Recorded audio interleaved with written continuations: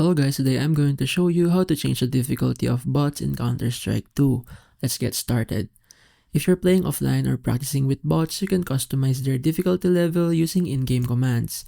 First, ensure you have the developer console enabled. If it isn't, go to Settings, navigate to the Game tab, scroll up until you see Enable Developer Console, and then set it to Yes. And while in-game, open the console by pressing the tilde key on your keyboard, then enter the following commands: bot_difficulty and your desired number. So you can adjust the bot's overall difficulty from 1, which is the easiest, and to 5, which is the hardest. So we can set it to 5. Once you've entered these commands, exit your current game session and start a new one to apply the changes. When you load into the match, you'll notice the bots now behave according to the new difficulty settings.